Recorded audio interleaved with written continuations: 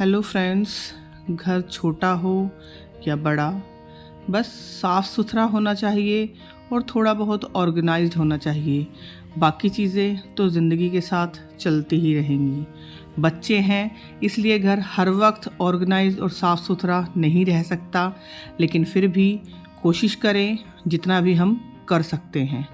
स्वागत करती हूँ आपका बी रियल बी सिंपल में। मैं पूजा। कैसे हैं आप सब, बताइएगा ज़रूर। आज मैं आपके साथ शेयर कर रही हूँ अपने छोटे से घर की वीडियो, जो ऑफ कोर्स मेरा नहीं है, रेंटेड है, लेकिन इसकी एक वीडियो आपके साथ शेयर कर रही हूँ कि जब घर अच्छी तरह से साफ़ सुथरा ऑर्गेनाइज्ड होता है तो वो कैसा लगता है।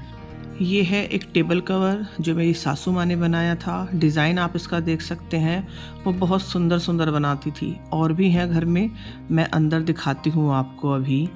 तो आज मैंने अच्छे से सब शूट करने की कोशिश की है। साफ़ सफाई सब हो चुकी है घर की। कुछ डिब्बे दिखेंगे आपको अभी यहाँ पे। ये मैंने धुले थे रात में, लेकिन अभी अच्छे से सूखे नहीं थे तो इसलिए यहाँ पे रख दिया।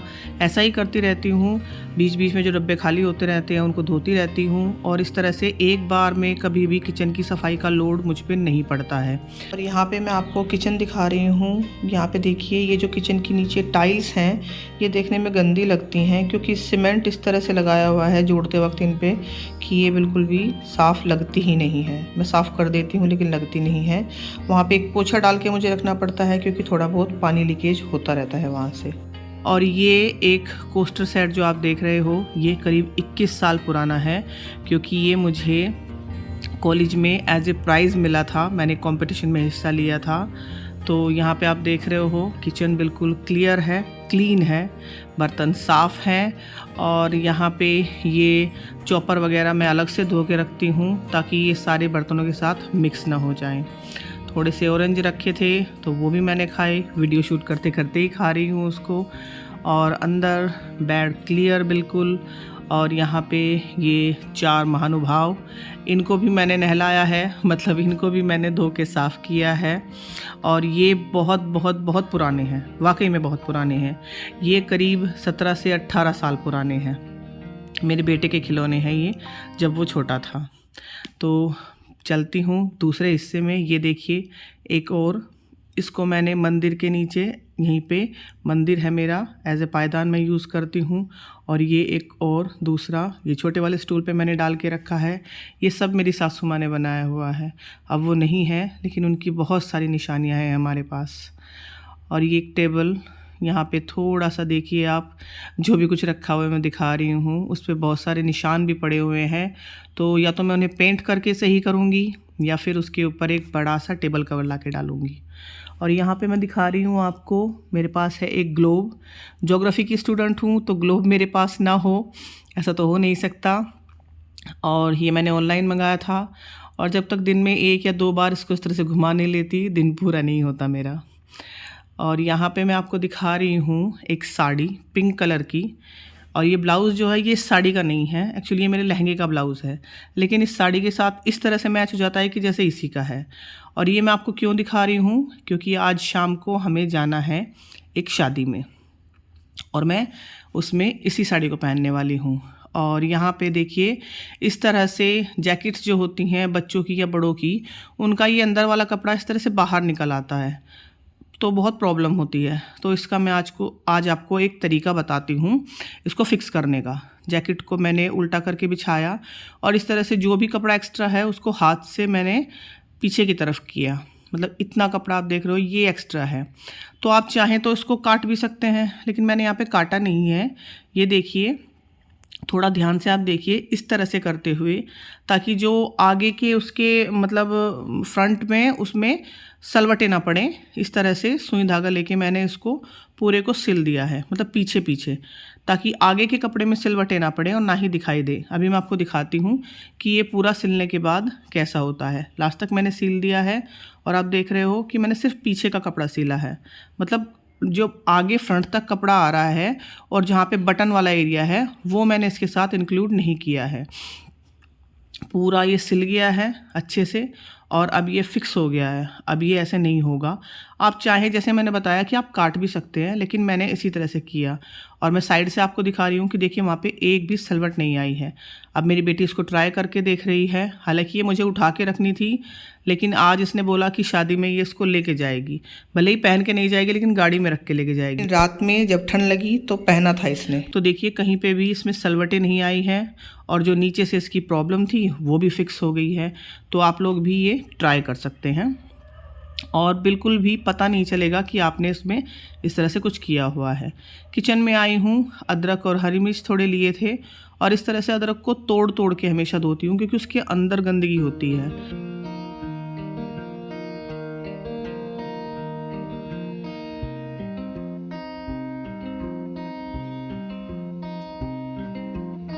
टाइम आप देख रहे हो करीब 4 सवा 4 का टाइम हुआ है। मैं यहाँ पे बना रही हूँ चाय, क्योंकि खाना तो मुझे बनाना नहीं है। शाम को हम शादी में जाएंगे, और ये इसका पानी अच्छी तरह से ड्रेन हो गया था, छलनी में मैंने रख दिया था। उसके बाद कपड़े पे रख के अच्छे से सुखा रही हूँ, ताकि जब फ्रिज में स्टोर करूँ तो ये गले नहीं। और ये जो मिर्चें हैं इनकी मैं डंडियाँ तोड़ के रखूँगी। चाय बन गई है, अब हम पी रहे हैं अपनी चाय। और चाय वगैरह पीने के बाद मैं हुई हूँ रेडी, मतलब हाफ़ रेडी हुई हूँ। अभी सिर्फ साड़ी पहनी है, मेकअप ज्वेलरी वगैरह मैंने अभी कुछ नहीं किया है, इसके बाद करूँगी। बस बीच में एक फ़ोटो लेनी थी इसलिए। अब हो गई हूँ जी मैं फुल रेडी, देखिए। और हम जा रहे हैं, मैं, मेरी बेटी और मेरे हस्बैंड। बेटा नहीं जा रहा है साथ में, उसको कुछ ज़रूरी काम था इसलिए वो नहीं जा रहा है। और मैं पूरी कोशिश कर रही हूँ कि थोड़ी वीडियो बन जाए, लेकिन गाड़ी चल रही है इसलिए बार बार ये हिल रहा है, फ़ोन हिल रहा है। तो ये देखिए हस्बैंड हमेशा की तरह फ़ोन पे, मतलब कभी ऐसा नहीं होता कि वो फुर्सत से बैठे हुए हों। और यहाँ पे मैं अपनी फ़ोटो क्लिक करने की कोशिश कर रही हूँ, लेकिन एज़ यूजुअल जैसे मैंने बताया कि गाड़ी हिल रही है तो फ़ोटो क्लिक ही नहीं हो पा रही है। और यहाँ पे मैं आपको दिखाऊँ, गले में मैंने एक चेन और मंगलसूत्र पहना हुआ है, और ये दोनों सेम लंबाई के हैं, लेकिन हमेशा मैं इनको इसी तरह से पहनती हूँ, एक हैक से, ताकि इन दोनों की लंबाई अलग अलग हो जाती है। और यहाँ पे मैं नेल्स दिखा रही हूँ अपने। नेल पॉलिश नहीं लग पाई है, लेकिन वहाँ पे जाके मैं ज़रूर लगाऊंगी, क्योंकि मैंने रख ली है पर्स में। हर शादी फंक्शन में जाने से पहले मेरे साथ हमेशा ऐसा ही होता है कि नेल पॉलिश नहीं लग पाती। ये है मेरा लुक, कैसा लगा बताइएगा। और वानी है पीछे बैक सीट पे हमेशा की तरह। आ गए हैं हम शादी में, ढोल नगाड़ों के साथ हो रहा है दूल्हे का खूब सारा स्वागत। और ये जो पीली ड्रेस में आप देख रहे हो, ये है दुल्हन की बड़ी बहन, जो दूल्हे का स्वागत करने के लिए जा रही हैं। यहीं पे है मेरी देवरानी प्रीति, एवर स्माइलिंग प्रीति, मुस्कुराती हुई। मैंने इन सब से खूब सारी बातें की जी भर के। ये लाडो रानी वाणी ठंड में कोल्ड ड्रिंक पीते हुए, और देखा जैकेट इसने पहन ली है, अब ठंड लग रही थी इसको।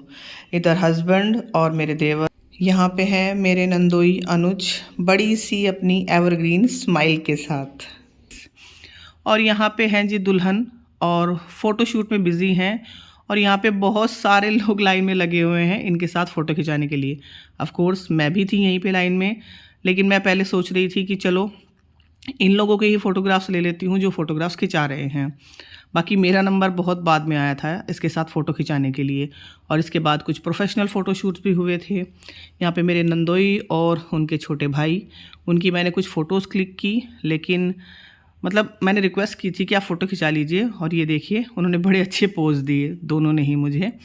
दोनों भाई बहुत ही हैंडसम लग रहे हैं। और अब वापस आते हैं जी हॉल में।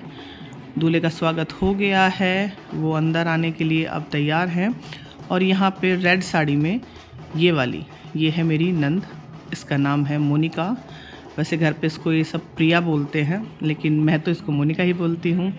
और यहाँ पे हुई है दूल्हे की एंट्री, और साथ में हैं शायद दूल्हे के जीजा। और ये जो पीछे हैं ये है दूल्हे की बहन, जिनकी सिर्फ 10 दिन पहले ही शादी हुई है, मतलब इनकी शादी से शायद 10 दिन पहले ही इनकी शादी हुई है।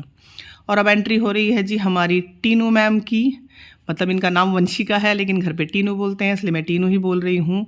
और बेहद खूबसूरत लग रही थी आप ये यहाँ पे। शादी के लाल जोड़े में इनकी खूबसूरती दोगुनी हो गई है।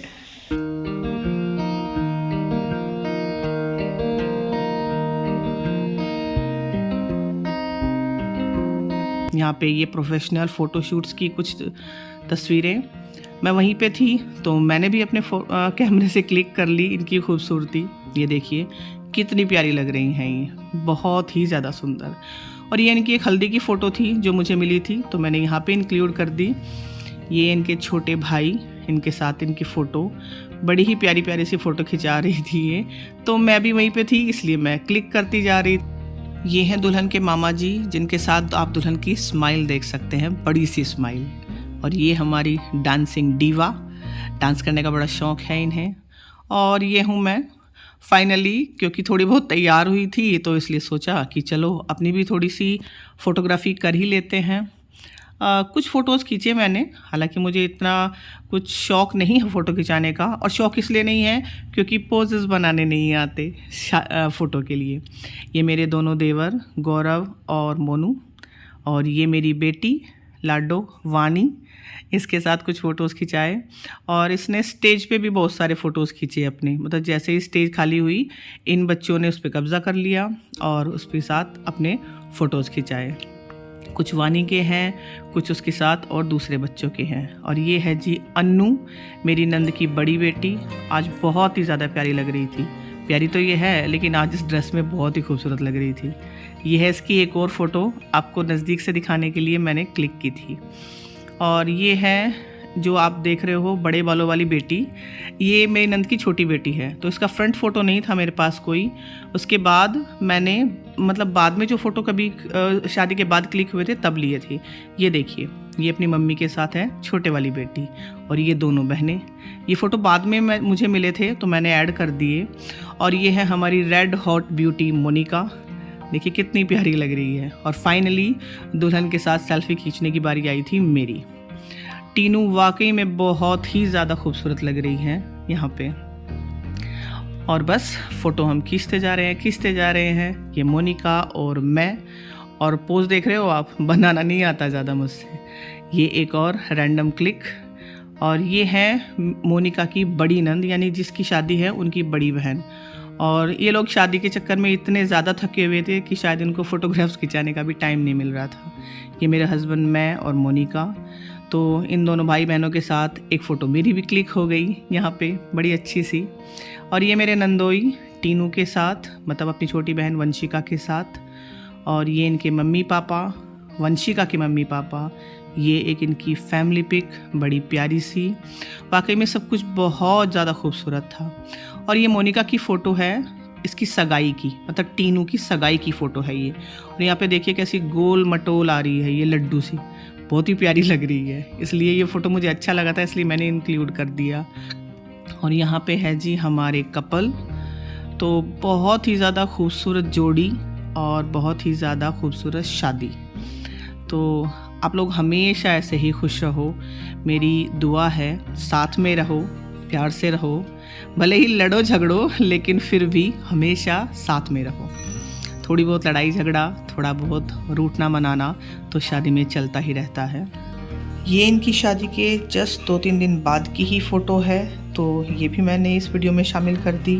तो कैसी लगी आपको मेरी आज की ये वीडियो, और हमारे न्यूली वेड कपल बताइएगा ज़रूर।